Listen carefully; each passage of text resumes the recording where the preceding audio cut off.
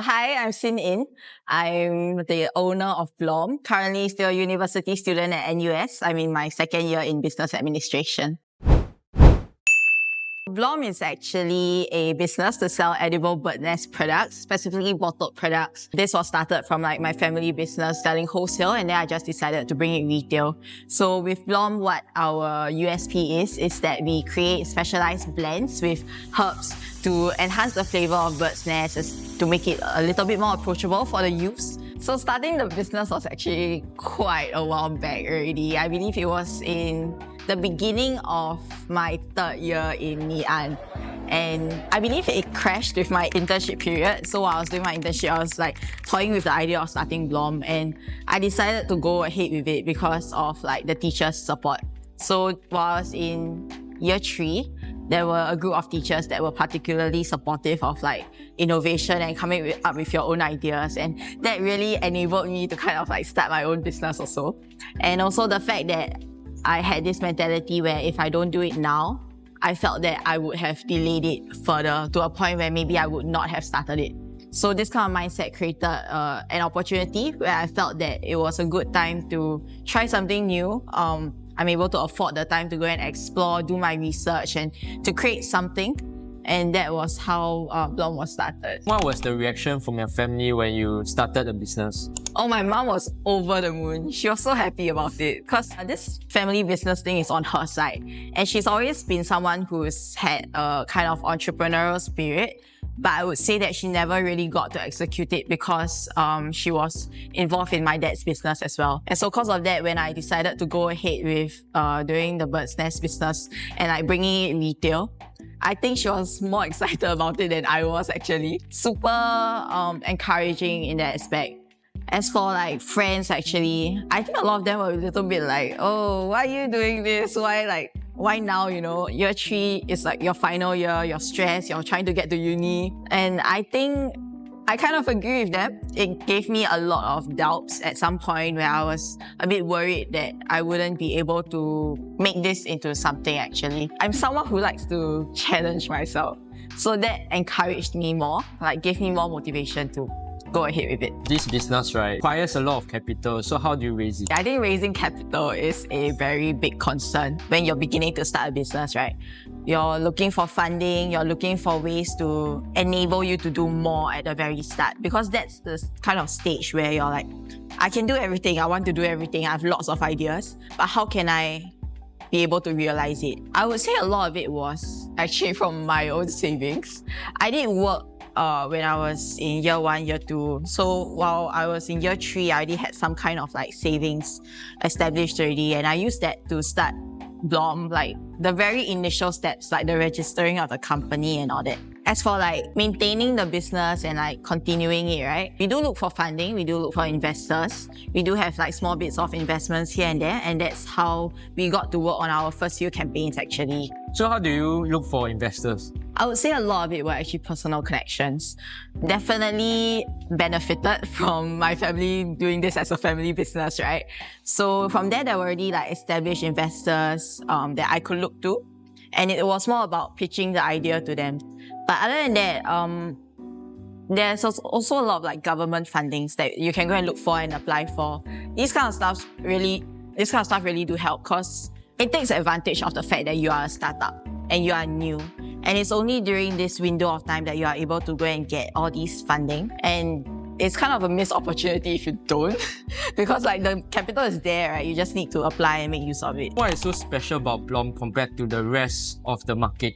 I think what makes us and our products really special is the fact that we rely on the seasons to recommend the product. So we believe that bird's nest is something that you can consume throughout the year, but naturally it's also a seasonal indulgence that we'll only look to during certain times of the year, such as Chinese New Year, when everyone's giving Yan, giving abalone, this kind of stuff. So for us, we make use of this seasonal concept to introduce specifically flavors that are meant to help boost your health during these seasons. So we split them into spring, summer, as well as fall, winter. And we recommend a herbal blend as well as a floral blend. And these two are meant to help boost the health of certain organs that are specifically weak during certain seasons. Okay, so this is our key product. We sell these by the bigger bottles normally for our key flavors like the classic rock sugar and the collagen. And these are purely concentrated 燕水. And so you can mix this with like water to make it a little bit more palatable. But for us, we normally do it this way as compared to competitors because we decided it seems like a better option to just pack it full of bird's nest and you can just decide how much you want to eat per serving, entirely up to you. Another thing would be our small bottles. So these, I like to call them our shots, our bird's nest shots. So you take them one every day, but that's besides the point. These are a little bit less concentrated, so more water concentration, which is a better proportion, a little bit more easy to consume on a daily basis. And it's also just the right amount of bird's nest that your body can absorb every day, which is about 3 grams or so. So what's the competition like in your market? That's a tough question. Okay, competition-wise, I think as you know, if you are a frequent buyer of bird's nest, you will know your main brands like Long Piao, Yuan-Sen, Kinohimitsu if you want to count them, as well as New Moon. For these are very established long-term brands already. They have been in the market for a very long time. And so you can expect entering the market to be quite the challenge. And it really was quite the challenge for me. I would say I don't think I've even been able to create much of an impact in the market as compared to the other brands. And it's definitely gonna take like more than, I would give it a 5-7 year time period to have a name of its own in the Singapore market. I think with such a landscape where you have such big competitors in the market, it's just generally gonna be difficult. There's no way around it really. It's something that you need to take time to break into. It's similar to the concept of like saying time will heal, right? Yeah, time will solve this issue for you so long as you are consistent and you continuously make efforts to be involved in the market, yeah. So do you have anyone or a team or a partner to help you in management? I've been doing this alone all along, since the very beginning. And I think this was a decision that I made and I should be accountable for, so deciding to do this alone. Though I do regret it, I don't think it's a very wise decision. I think it's something about like a character. Depends on what kind of person you are. If you are someone who is prepared to fully dedicate yourself into this business, by all means go ahead, you could do it alone. Sometimes it's even better to do it alone because you have your own you have full autonomy over the decisions and you're in control of everything. But as for me, I felt that I struggled quite a bit because I'm someone who treasures my own academic achievements as well. So when I came to uni, obviously you're exposed to you're going through uni life, you have your exams, you have everything going on. It's also the final stage of your education before you go out to work. There's this kind of pressures of like a job search, building a portfolio, building a resume. And I think because of that, there were definitely discounts that I made when it came to Blom, where there were periods of time where I'm not able to fully dedicate myself to the business, especially during exam periods when it clashes. I believe like last year, I didn't manage to do Chinese New Year because it clashed with my finals. And that was such a heartbreaking thing for me because bird's nest, right? The best time of the year of the business is during Chinese New Year. So that was a huge loss for me. But I think it's a learn as you go kind of thing. You need to see what kind of person you are. Do you work better with a partner? Do you work better with a team of people under you? It's generally fully up to you on how you want to do this. How do you want to build a team and are you able to manage them is also another thing. I think for me, a consideration was that I'm still so young. Frankly, I don't think I've seen enough of the world to build an ideal team or to build a group of people that I'm able to lead. And so because of that, I took everything on myself. But yeah, like I said, fully up to you.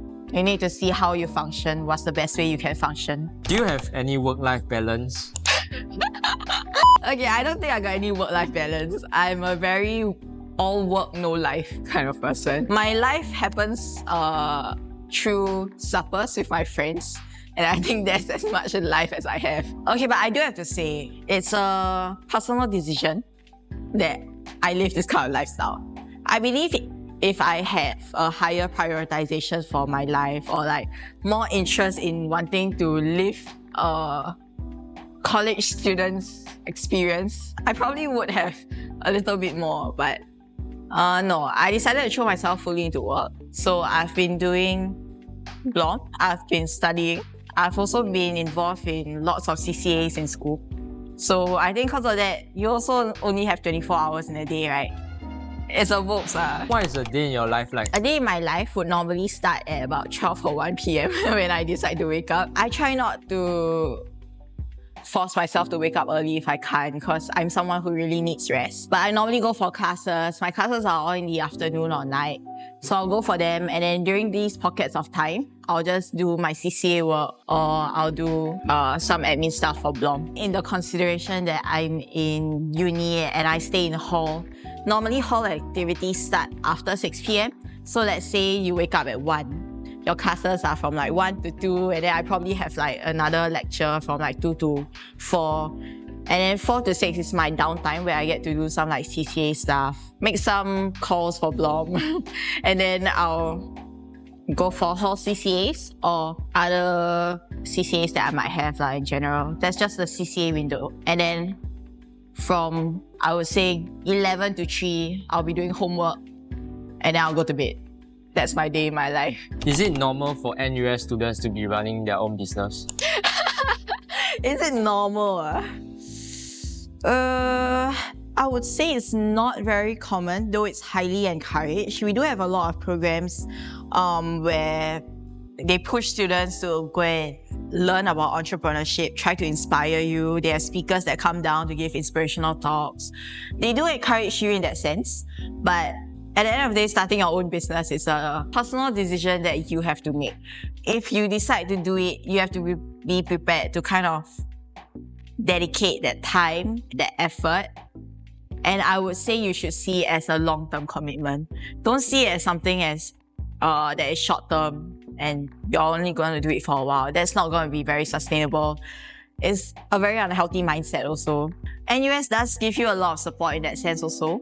In the sense that they offer guidance, they offer advice. If anything, you can always go and find them. They have a lot of entrepreneurship programs also. Actually, very similar to Ngee Ann also pushed it a lot. I fell for it, so I have to say it's very convincing. Yeah. Okay, NUS students in general, I do know quite a few that have their own business. And I do think it's a good decision in the sense that while you are at this stage of life where you are learning, you are exploring, it's a very responsible decision that you have to make.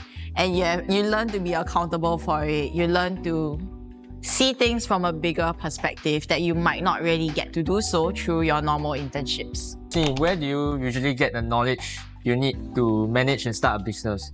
I really maxed out possibly every avenue you could find information from. So I did a lot of Googling, obviously. I consulted my teachers a lot, my lecturers a lot when I started it. And I went for a lot of entrepreneurship like talks. But I do have to say I also learned a lot from my parents. My dad having started his own business and my mom having been in like the family business. They also had like a wealth of knowledge that I could turn to when I needed it. So there was a lot of learning there as well. Generally, I would say it's a very self-learning experience. You learn as you go. For me, I definitely discovered a lot only after I started the business. So when I started it, a lot of the concerns and thought processes were about the branding, the establishment of like the brand, a name to it. And I would say that's something that I personally had interest in already, and it was relevant to what I was studying while I was in Ngee Ann. So because of that, it was genuinely a piece of cake. But the concerns that came after, such as where am I going to get the funding from? How do I push the products? What kind of campaigns can I do? These are the kind of stuff that you have to learn through the decisions you make. For example, I decide to start a campaign, maybe a launch campaign. I've never done a launch campaign before. So that's when you do your research, right? You go and ask around, oh, what's a good way to do it? But at the same time, do you want to do something that other people are already doing, or do you want to do something that is entirely new? To me, I felt that the more I researched, the more restricted I felt, or the more pressured I felt to follow what others in the industry were doing. So normally in the bird's nest industry, it's a very quiet launch. You don't do much. I would say the younger brands, they tend to have a website launch and then they'll announce on their social media. But something I explored was a tasting event. And this was a suggestion by one of my lecturers while I was in Poly also. And this definitely created a new kind of direction, of creative direction, I would even say, that challenged and encouraged me to try things in a new way rather than follow the norms. Another thing I would say about learning is actually your people management and leadership. So it's not just about how confident you are in running a business and how confident you are in leading a group of people, because you can be very confident, but it might not be affected in the way that you think it would be. I think this is something that I only gained from my uni experiences when I did a lot of CCAs and I took up a lot of leadership positions. So working with a small team versus working in a big team, these kind of stuff give you different levels of exposure to like personal management, personal leadership. And these are very important in starting your own business as well. I think it's something that you cannot ignore. You can't rely purely on your interests to do something for the community. That's not going to bring you very far if it's not sustainable. So your people management skills do come in very important as well. Any advice you will give to student entrepreneurs? I think my number one advice would be to learn how to carry yourself well. I'm someone that cares a lot about my image also, especially if you are running your own business, you are starting it on your own, or if with a partner. As the face of the brand at the very beginning and as the person who is running everything, you need to be aware that you are a reflection of your brand. So whatever you say, whatever you do, the decisions you make, it directly impacts your brand. And so because of that, you need to manage yourself well, in the sense that you are able to educate people on what you are doing this business for. Even if, let's say, you're just doing a simple clothing brand, if you have a strong USP, you need to be able to sell it. You need to be able to let people know that, oh, this is my reason for starting a brand, starting a business. This is why I want to do it. And this is my plans for the future. I think a lot of people are very concerned about like the very beginning where like, am I able to do this? Am I able to do I have the skill sets necessary? But you need to see long term as well. Is this something you are able to continue? Is this something you are able to see yourself developing and growing in? If you don't see any room for personal development, then I don't think you're doing things right. Probably you should relook at it. Maybe a redirection to focus on personal growth is important, because you're the one that is working this brand. You're the one running it. You need to be able to learn from it. If you're not learning, your brand is not growing. What values are dear to you and your business? The values I have for my business are from my personal values that I've held for a very long time already. So generally things like integrity, responsibility. Another thing I value is graciousness, being gracious in your actions, being elegant in the way you run your business.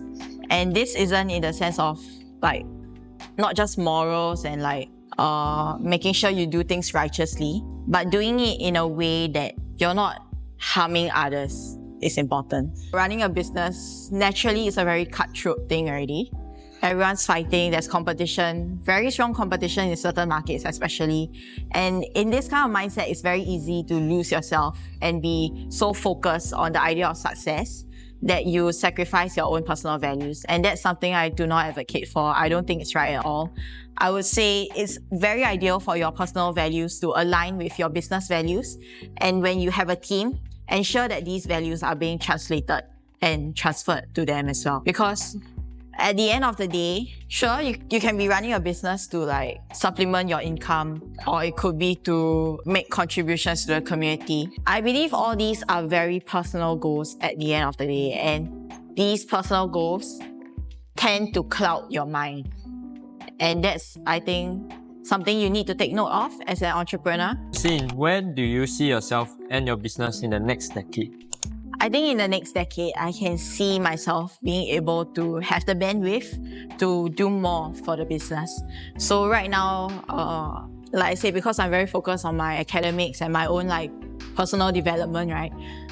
There's definitely lesser room for Blom. But I believe that once I am able to readjust my commitments here and there, I would hope to be able to have more time to go and look through the direction that we are heading towards, as well as probably do some re-strategizing. I think as you go along in the business, you realize that there's always going to be areas for improvement. You could realize, maybe say, problem A that you want to solve right now. You solve it, but once you solve it, you realize there's problem B, C, D.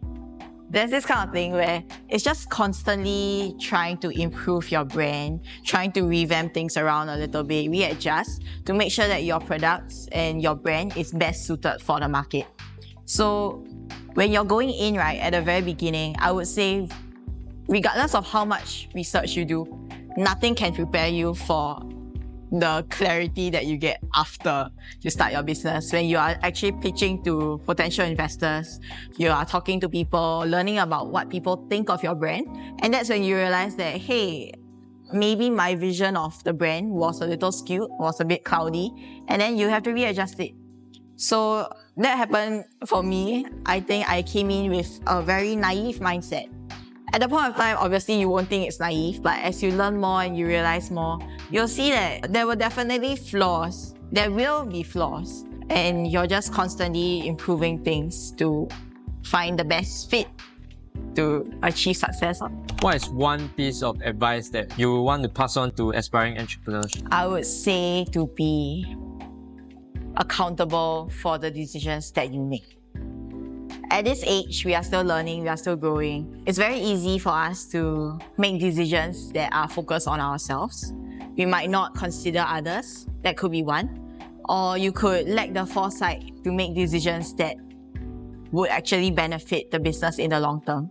So recognizing that and taking the necessary steps to do more research, trying to expose yourself to more knowledge in the industry, I think this would be invaluable to your experience as an entrepreneur and having that mindset throughout your journey. Now we'll move on to the fun question. Oh, let's go. Who's your favorite music artist?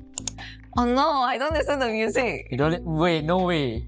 I really don't. I don't have much artists. So you just I listen to everything under the sun. Under the sun. Okay. What's your go-to ice cream flavor? I'm a huge fan of chocolate chips.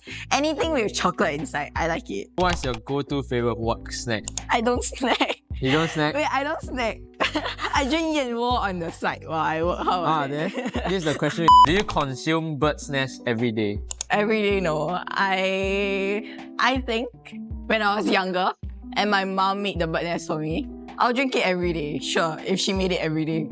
But right now, no. I don't think I even drink water every day. Oh my gosh. Like, if I don't drink water every day, I can't drink bird nest every day. Ah, I see. Yeah. No wonder your bottle is still full. Oh, it's still closed. I haven't even opened yet. Shit, it's for show. Yeah, it's just aesthetic. there. If you were a bird, what bird will you be? I was gonna say sparrows, but if you search out the picture of sparrows, they actually look really ugly. Especially with their mouths open. Really? And because I talk so much, right? No, wait. A chicken? I want to be a dove. A dove. Very elegant, very demure, very cute. Okay. Very white too. Do they talk a lot too? I've never heard doves talk. Should I pay a visit to the bird park? Okay. So that's the end of the interview today lah. Thank you so much. Thank you.